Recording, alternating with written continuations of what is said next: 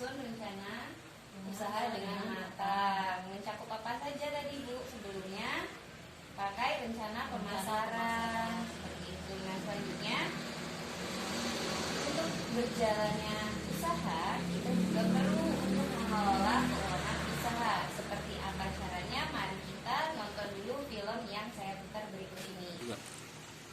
Untung ada pelatihan wirausaha. Dari situ saya baru tahu bahwa untuk memulai usaha ada urutan langkah yang harus dijalani. Saya perlu mengumpulkan informasi yang berhubungan dengan ide usaha saya. Berdasarkan informasi tersebut, saya harus menilai bisa tidaknya usaha itu dijalankan. Ternyata uangnya daripada jualan ikan segar. Saya putuskan untuk jualan ikan balado. Kata teman-teman arisan, ikan balado saya Setelah itu, saya keuangan usaha untuk memastikan usaha tersebut bisa memberi keuntungan. Agar dagangan laku, saya juga merencanakan pemasarannya. Dengan menjalani langkah-langkah tersebut, usaha saya mulai berkembang dan mulai dapat pelanggan tetap. Tiap hari setelah dagangan habis, saya langsung belanja keperluan keluarga dan keperluan dagang untuk esok hari. Tapi, uang untuk beli ikan dan bumbu sering tidak cukup. Lama-lama, jualan saya berkurang. Juga keuntungannya. Kenapa jadi begini? Untung saya diingatkan untuk menyisihkan dan memisahkan uang buat modal usaha esok hari. Dan sisanya baru untuk membeli kebutuhan keluarga. Tiap malam sebelum tidur, semua pemasukan dan pengeluaran saya tulis di catatan kas harian usaha. Tiap akhir bulan, saya isi buku arus kas, yaitu catatan total pemasukan dan pengeluaran bulanan untuk 1 tahun penuh. Dengan cara ini, saya bisa langsung tahu usaha saya tumbuh, mandek, atau malah mencium. Nah, itu tadi ya Bu ceritanya Bu Lidi. Kalau misalkan yang ketinggalan cerita atau yang di belakang kurang mendengar, bisa dibuka buku pintarnya ya Bu, halaman 60 untuk buku lama dan 100 untuk buku yang baru. Nah, Ibu-ibu tadi kan sudah memperhatikan ya, ada di film itu cerita gimana sih Ibu Lili itu mengembangkan ide usahanya. Pertama tadi dia kemana dulu? Jalan-jalan ke pasar. Iya, terus Mencari lagi dapat ide usaha. Setelah itu dia mau menyusun rencana dalam berusaha itu.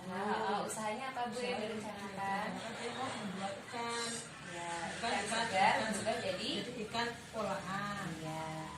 Kemudian berjalan ya Bu ya, jualan ya. Jalan. Kemudian ada masalah lagi nggak Bu setelah usahanya berjalan itu? Dia ada masalah karena dia tidak bisa membagikan uang itu sampai uangnya yang uang untuk jualan sampai kehabisan modal. Iya. Jadi Bu Lili tadi setelah 1 minggu ternyata ketika dia punya kotak uangnya habis. Kenapa? Karena mungkin Bu Lili masih mencampurkan antara uang keluarga dengan usaha. Untung saja Bu Lili sudah ikut P2, K2. Tadi sudah dikasih tahu sama pendampingnya ya, kalau untuk aturan kas usaha itu juga harus disendirikan dengan keluarga. Jadi keluarga sendiri, untuk keuangan kas harian sendiri. Kenapa? Supaya uangnya tidak bercampur. Jadi untuk modal besoknya masih tetap ada. Nah, untuk informasi ini bisa dibaca di brosur halaman 11 ya Ibu-ibu. Nah, kemudian gimana sih catatan kas harian usaha itu? Masih ada yang ingat Ibu-ibu catatan kas harian keluarga? Masih. Ada apa aja Ibu? Ada Kalau harian pasti ada tanggal, terus hari, uang hari, terus uang masuk, uang keluar. Sisa ada Bu. iya, sisa ada uang masuk udah keluar. Kalau di harian mungkin pendapatan dan pengeluaran. Nah, untuk di usaha itu tadi pakai uang masuk dan uang keluar. Bisa dilihat ya Ibu-ibu. Ya, bisa. Ya. Nah, di sini ada contoh untuk catatan kas harian usaha Ibu Lili. Jadi dia untuk menghindari campurnya uang keluarga dengan uang usaha. Supaya apa? Supaya modalnya tidak habis. Bisa kita lihat namanya kas harian sama ya, sama yang tadi, ada tanggal, ada keterangan.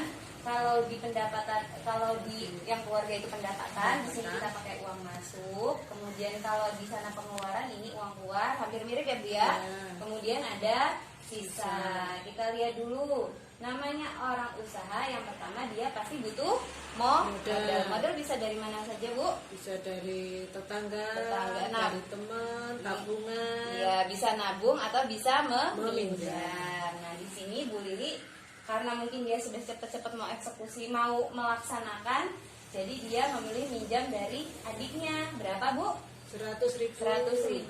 Dia masuk ke dalam uang masuk. Nah, karena dia digunakan untuk modal, Bu Lili beli dulu alat dan bahan yang dibutuhkan. Tapi alat ada dua ya Bu ya. Alat itu ada yang habis alat dan bahan itu ada dua, ada yang habis pakai dan tidak habis pakai. Di sini karena mungkin Bu Lili biar pancinya nggak kecampur, dia beli panci 1, 2, harganya 15.000, sehingga 100 dikurangi 15 ditulis di sisa ada 85.000. Kemudian gas, mungkin ini tabungnya udah punya ya Bu, jadi tinggal ngisi gas. Harganya 15.000, 85 dikurang 15 masih sisa 70. Kemudian untuk bahan yang mau dijual ada ikan dan bumbu. Ikannya 50, bumbunya 20. Jadi totalnya berapa Bu? 70. Di sini 70 ditambah ini tadi berapa Bu?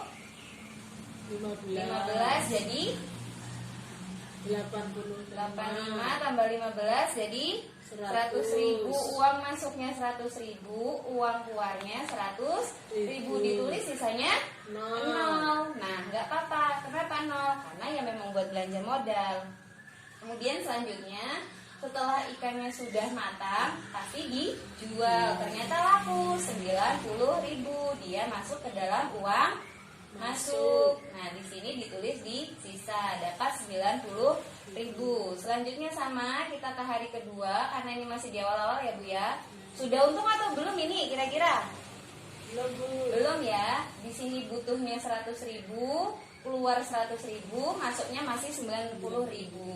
Nah, 90.000 ini harus dimasukkan ke dalam kotak yang modal. Kalau ini untuk yang tabungan. Jadi harus dipisahkan untuk operasional dapur masing-masing, dapurnya Bu Lili sendiri atau dapur usaha itu harus dibedakan. Kemudian karena masih hari pertama, ternyata Bu Lili masih butuh panci lagi. Biar masaknya tambah cepat, beli panci lagi 15.000. Dapatnya dari mana? Dari 90.000 ini dikurang, hasilnya 75.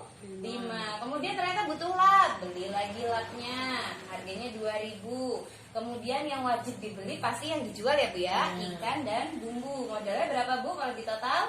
70.000. Kemudian hasil jualannya ada 90.000, sehingga hasil akhirnya sisanya adalah 93.000. Kemudian kita lihat hari ketiga. Hari ketiga sama, karena dia sudah tidak butuh panci lagi, nggak butuh lap lagi, nggak butuh gas lagi, hanya cukup uangnya 93.000 buat beli ikan dan bumbu. Berarti kurang berapa Bu? Kurangi 70.000 modalnya. Kemudian dapat lagi pendapatan 85.000. Hasilnya dijumlahkan sisa yang kemarin buat belanja sama pendapatan hari ini, hasilnya adalah 108.000. Hari keempat sama, hari kelima sama. Sekarang kita lihat hari berikutnya.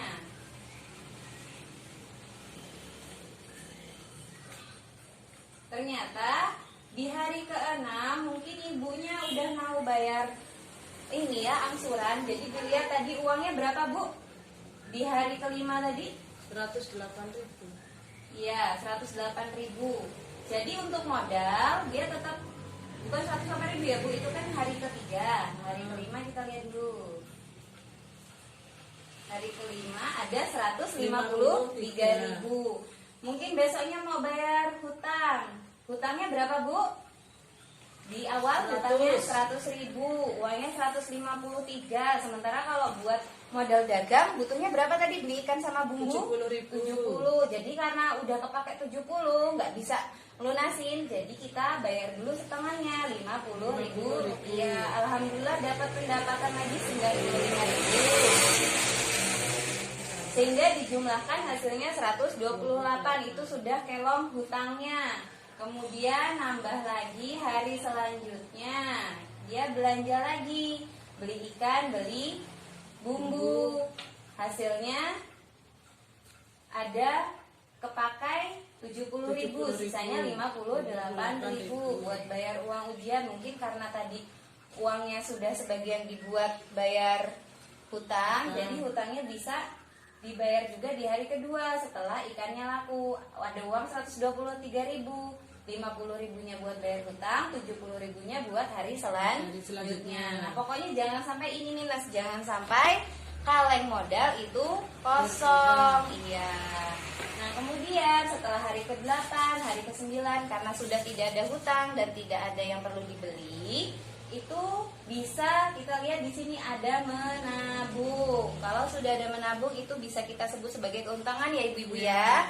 Jadi keuntungannya nggak boleh langsung ambil banyak. Misalkan Bu Lili suaminya mau ngerokok ngambil 30.000, jangan, karena itu uang modal. Kita sisihkan dulu, kita masukkan ke dalam kotak tabungan. Jadi dibedakan.